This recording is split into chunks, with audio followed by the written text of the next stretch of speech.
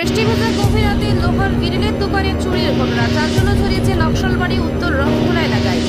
জানা গিয়েছে মঙ্গলবার গভীর রাতে উত্তর রংখোলা এলাকার তপনশীল নামে এক ব্যক্তি লোহার গ্রিলের দোকানে চুরির ঘটনা ঘটে।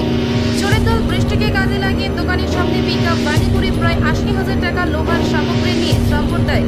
তপনের অভিযোগ, পুলিশ টহলদারি না থাকায় এই চুরির ঘটনা ঘটেছে। অন্যদিকে ঘটনার খবর পেয়ে ঘটনাস্থলে পৌঁছায় নকশালবাড়ি থানার পুলিশ। গোটা ঘটনার তদন্ত শুরু করেছে পুলিশ। ডাক্তারের বাড়িতে শুয়েছিলাম, ডাক্তার বাড়িতে যে আমাকে দোকান মালিক আছে রাত্রেবেলা থেকে সময় দোকানে তো আমি তখন তারপরে আমি আসে বলি, তারপরে দেখতে আসি যে বললো যে 4 জন লোক আসছিল তো এখানে চুরি করতে, পিক আপ লাগাইছে, পিক আপ নিয়ে ঘরের সব মাল নিচে ঘরে ছিল 2টা ক্লাব ফুটের ছিল, খাটারের মাল ছিল, আর মেশিন 8-10টা মেশিন ছিল, সব নিয়ে চলেছে।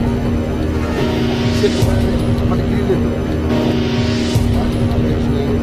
2টা ক্লাব ফুটে, খাটারের কিছু মাল আর মেশিন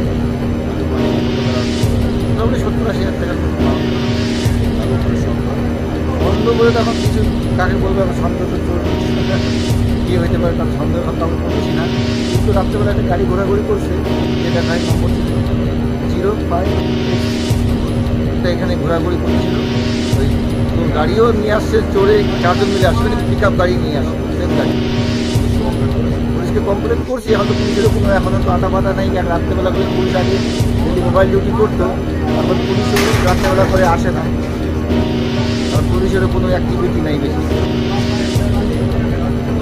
এখন এই আমাদের মতো গ্রিল দোকানে যদি এরকমভাবে পিক আপ লাগাই দিয়ে চুরি হয়ে যায়, তাহলে তো আমরা তো কী করে সিকিউর হয়ে থাকবো, রাত্রে কী করে বাড়িতে আরামে ঘুমাবো?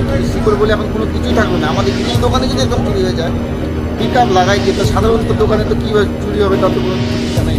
চোরের অবৈধতা।